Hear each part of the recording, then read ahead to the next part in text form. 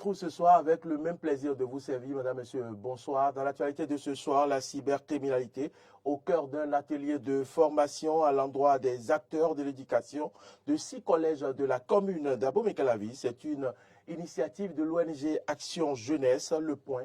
Dans cette édition, le site du programme des technologies innovantes TASPRO, bien sûr, est ouvert au public depuis hier et s'inscrivant dans la question de la recherche agricole. Les acteurs des différents secteurs impliqués ils sont conviés.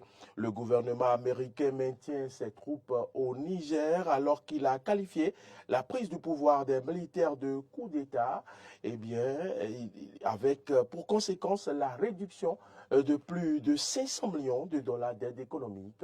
Vous en saurez davantage dans notre page inter. C'est tout pour le sommaire. Vous gardez votre position pour le développement de cette édition.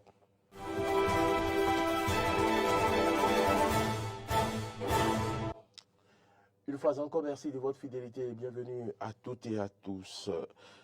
L'ONG Action Jeunesse a procédé ce matin au lancement d'un atelier de formation à l'endroit des acteurs de l'éducation de 6 collèges de la commune d'Abomey-Calavi. Pendant 3 jours, les participants seront outillés sur les signes d'identification de la cybercriminalité dans le rang des élèves, les aspects clés du code numérique, leur rôle et responsabilité et les mesures de prévention seront abordées. Suivez ici le compte rendu de Arthur Wendo. Au Bénin, depuis plusieurs années, la cybercriminalité se pratique de jour en jour et crée ainsi des victimes. Cette situation inquiète l'ONG Action Jeunesse qui, au travers de son projet, va contribuer à la régulation de ce phénomène. D'où le bien fondé de cet atelier de formation. C'est sensible à cette situation qui pourrit notre vivre ensemble que Action Jeunesse a écrit le présent projet qui, heureusement, a reçu le financement EFSIL afin de contribuer à la résolution de cette épineuse question dans les CGE ci-dessus cités. Il a pour cible les élèves du cours secondaire car ceux-ci, visiblement, ne sont pas encore moulés dans cette affaire. Et donc, c'est à la fois un acte préventif et curatif que nous voulons poser à travers les activités du présent projet. 5 bonnes activités sont prévues. Elles nous permettront de renforcer la capacité de certains acteurs, de sensibiliser d'autres sur les contours de la cybercriminalité, du code numérique et du civisme. Le dit projet va durer 6 mois et va impacter, pour le moment, 6 collèges à savoir. Verdure, Révier, Abomey-Calavi 3, Méridien, Le Plateau et Ouetto, pour une durée de 6 mois qui court de septembre 2023 à fin février 2024. Au cours de ces 6 mois, élèves, parents et éducateurs de la commune d'Abomey-Calavi seront sensibilisés sur les mesures de prévention de la cybercriminalité et sensibilisés sur les fléaux et les rôles et responsabilités du système éducatif, toutes choses qui rendent fier le chef-service des enseignements secondaires techniques et de la formation professionnelle, Isidore Vidogbena. Ici, c'est nous qui sommes les plus concernés. Et je suis le plus heureux ce matin parce que on débat donc d'une thématique qui a rapport à la cybercriminalité. Et nous apprenants, vous savez bien, sont souvent tentés d'aller vers ce phénomène-là. Nous voudrions donc encore une fois remercier l'ONG Action Jeunesse pour avoir décidé donc de mener une action à l'endroit de ces jeunes. C'est une action soutenue par le Canada à travers son fonds d'initiation locale visant à accompagner la société civile, le gouvernement et à consolider la paix et la cohésion sociale. En finançant ces projets, le Canada veut accompagner la société civile, mais aussi le gouvernement à consolider la paix et la cohésion sociale, à promouvoir le respect des droits de la personne et à renforcer la gouvernance démocratique. Le Fonds canadien d'initiation locale a toujours apporté son soutien aux populations et en particulier à l'ONG Action Jeunesse qui, profitant de l'occasion, n'a pas manqué de réitérer ses remerciements à l'ambassadrice. Dans le cadre de la paix, nous allons remercier FSIL, parce que une première fois, FSIL nous a soutenus dans les communes de Zobodomé, de Kové et de Zayando. Et ça, dans le cadre de préserver la paix en période de pâturage. Ça, Madame l'ambassadrice, je vous en remercie pour ça. L'atelier de formation des acteurs de l'éducation qui permet de lancer officiellement le projet de lutte contre la cybercriminalité chez les élèves du cours secondaire de 6 collèges de la commune d'Abomey-Calavi va s'étendre jusqu'au samedi prochain. Des journées portes ouvertes, j'en parlais en titre. Elles ont démarré depuis hier sur le site du programme des technologies et innovations agricoles pour l'accroissement de la résilience des systèmes de production et des exploitations familiales en Afrique de l'Ouest et du Centre, TASPRO. C'est sur le parc agricole de Niaouli à Alada. La cérémonie a connu la présence des autorités communales. Suivez ce reportage réalisé par Grâce Valibé. C'est le parc agricole de Niaouli à Alada qui abrite les journées portes ouvertes du programme TASPRO. Entendez technologie et innovation agricole pour l'accroissement de la résilience des systèmes de production et des exploitations familiales en Afrique de l'Ouest et du Centre, qui est sous-composante de l'INRAB. Un programme qui lutte pour les exploitations familiales, les exploitations agricoles familiales qui doivent donner plus de production. Pour donner plus de production, il faut qu'ils aient accès, il faut qu'ils aient connaissance des technologies améliorées que met au point la recherche. Pendant des années, des recherches ont été faites, des technologies ont été trouvées. Il faut que les populations agricoles y aient accès. Donc, nous avons mis ensemble ici un certain nombre de technologies végétales, animales, aquacoles, que les producteurs, les pêcheurs, les transformateurs viennent voir pour pouvoir faire leur choix. Quelles sont les technologies qui leur plaisent? Et ils vont faire le choix, ils vont dire ce qu'ils veulent. On va encore les suivre jusque dans leur communauté. On va encore les suivre jusque dans leur communauté pour pouvoir les aider à installer cela. L'aquaculture modernisée est l'une des activités du programme TASPRO. En moyenne, plusieurs centaines de kilogrammes de plusieurs espèces de poissons sont produits dans cette baraque chaque 4 mois. Les poissons que vous avez là, d'abord, ce n'est pas des poissons importés, c'est des poissons de nos plans et cours d'eau. Donc, on appelle ça des espèces locales. Ce n'est pas des poissons importés. En ce qui concerne la qualité des poissons qui sont grossis dans cette infrastructure, c'est la question d'alimentation. En fait, celui qui parle de la production halieutique parle de la qualité du produit élevé, parle également du sous-produit à base desquels nous avons fabriqué les aliments, les granulés que nous donnons à ces poissons-là. Les aliments que nous utilisons aussi sont des aliments fabriqués localement. Donc, en termes de la qualité, toute la qualité est garantie. Dans un étang de 100 mètres carrés, ici nous avons 10 sur 10, ça fait 100 mètres carrés. Donc, nous stockons dedans à densité de 5 poissons au mètre carré, 5 pour ce qui concerne à titre commercial, 2,5 pour ce qui concerne à titre expérimental. Alors, si vous faites 5 au mètre carré et que c'est 200 mètres carrés, ça fait 1000 poissons qui sont en suspension là. Les autorités communales, présentes pour le lancement des journées portes ouvertes, expriment leur émerveillement. Je viens de découvrir quelque chose de spectaculaire. La promesse faite par l'État, c'est-à-dire aquaculture qui viendra dans la commune d'Alada d'ici l'année prochaine, je suis pressé de voir ça, l'arrivée de ça. Et ça viendra effectivement affirmer l'arrêté d'interdiction d'importation des poissons également au Bénin. Je vais demander plus à la directrice de faire bénéficier d'abord mon village, qu'est Niaouli, où nous sommes aujourd'hui. Il n'y a pas que la population de Niaouli qui tirera profit de ce programme. Des populations ayant effectué le déplacement de plusieurs régions du Bénin disent pouvoir reproduire ces technologies innovantes dans leur contrée pour le développement agricole des régions. Là, j'ai découvert de nouvelles choses qui est fait ici, que moi-même je peux mettre en pratique dans ma commune et avec ma communauté. De tous, on va bénéficier. Je suis producteur de cultures maraîchères c'est la commune de Malawi. Chez nous, à Malawi, nous sommes des maraîchers, mais j'ai beaucoup apprécié les différentes variétés de maïs. À l'issue de la cérémonie de lancement des journées portes ouvertes du programme TASPRO, des équipements ont été remis au président des plateformes innovantes grâce à la coopération suisse.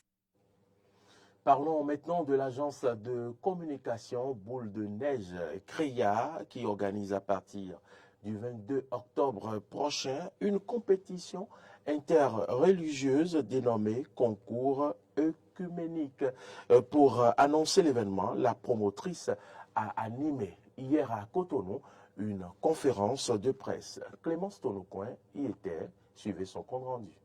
La première édition du concours œcuménique va rassembler des chorales issus de diverses chapelles religieuses dans un challenge passionnant. Selon Farida Yasmina Djibril, promotrice de l'événement, l'idée est partie du fait qu'on soit dans un même pays, qu'on soit unis par un même Dieu et qu'on pense que deux personnes de religions différentes ne puissent pas se mettre en couple. C'est donc à juste titre que le thème retenu est, je cite, « Cultivons le vivre ensemble ». Le concours œcuménique, c'est un concours qui met ensemble les chorales de toutes les confessions religieuses. Et quand je dis toutes les confessions religieuses, j'additionne l'islam. Ce concours portera sur le thème « Cultivons le vivre ensemble ». C'est pour dire que nous sommes un. Unis et l'Afrique sera toujours unie. À travers ce concours, au cours duquel les candidats seront jugés sur la voix, la promotrice entend non seulement faire passer un message, mais aussi mettre en valeur la richesse culturelle et musicale du Bénin. Ce concours mettra en valeur le talent, la voix et un message très fort à l'endroit de toute personne qui voudrait l'entendre, afin de permettre la cohésion et l'unité de la population béninoise, pourquoi pas celle africaine. La phase de sélection est prévue pour le 22 octobre prochain et la finale le 19 novembre. Elle sera bien évidemment précédée des quarts de finale et de la demi-finale. La télévision Eden TV et la radio Diaspora FM vont célébrer 10 ans d'existence. Et c'est dans ce cadre qu'une délégation du groupe de presse était au cabinet du président de l'Assemblée nationale à Porto-Novo, Louis Vlavonou. Je vous invite à suivre le compte-rendu. Conduite par Donclama Balo, directeur général du groupe de presse Eden TV Diaspora FM, cette délégation est allée informer le président de l'Assemblée nationale, Louis Vlavonou, de la célébration des 10 ans du groupe de presse international ITV et par la même occasion demander son accompagnement. Nous avons rencontré le président de l'Assemblée nationale qui a bien voulu déjà nous recevoir et nous lui en sommes reconnaissants pour cela, parce que nous avons adressé des courriers à la plupart des présidents d'institutions, mais il est le tout premier déjà à nous recevoir dans ce cadre. Les célébrations vont se tenir du 24 au 26 novembre prochain. Et il était important pour nous donc de venir voir le président de l'Assemblée pour l'en informer déjà et évidemment solliciter son soutien dans ce cadre. Les échanges se sont bien passés. Le président de l'Assemblée nous a écoutés, nous a entendus, nous a compris. Alors au-delà d'une audience formelle, ce fut également l'occasion de discuter de beaucoup d'autres sujets, mais de manière principale sur le sujet qui nous a conduit ici. Le président de l'Assemblée nationale nous a donc donné sa parole pour ce qui est du soutien qu'il pourrait donc apporter à ces festivités-là. Et on s'est donné rendez-vous pour les 3 prochains jours pour voir la concrétisation de tout ceci. Le président du comité d'organisation, la personne de Ahmed Arepa, a profité de l'occasion pour dévoiler les activités prévues pour la célébration des 10 ans du groupe de presse. C'est 3 jours de célébration, c'est du 24 au 26 novembre. La célébration va démarrer donc le 24 novembre par une conférence inaugurale qui nous permettra de présenter un peu ce que nous entendons faire dans le cadre de la célébration. Après ça, dans la même journée du vendredi, puisque le 24 c'est le vendredi, il y aura un match d'exhibition. Un match d'exhibition au détour duquel l'équipe du groupe de presse le football, je précise, va donc être opposé à une équipe des journalistes de notre giron, à savoir Abomey Calavi, l'association des journalistes d'Abomey Calavi. Donc l'équipe de la maison sera opposée à cette équipe-là, évidemment, pour se challenger. Et tout ça, ça rentre dans le cadre de ces festivités-là. Puis le 25, donc le samedi, il y aura un concert grand public, gratuit, qu'on offrira disons à tous nos auditeurs et téléspectateurs, qui se tiendra à Abomey Calavi. Puis le dimanche, pour finir, la troisième journée, le 26 novembre notamment, il y aura une messe d'action de grâce en matinée. Je précise qu'il y aura d'autres prières par rapport aux autres confessions religieuses qui seront demandées dans ce cadre. Et dans l'après-midi du dimanche 26 novembre, donc, on finira par un pique-nique. Tous les partenaires sont donc appelés à se joindre à l'organisation pour des festivités réussies. Hors de nos frontières à présent, les partisans d'Israël et ceux de la cause, je pense, la prise de pouvoir des militaires au Niger a été officiellement qualifiée de coup d'État par les États-Unis. J'en parlais en titre, ce qui a entraîné la réduction de plus de 500 millions de dollars d'aide économique. Et pourtant, le gouvernement américain maintient ses troupes et une importante base militaire dans le pays. Suivez l'image de RT France.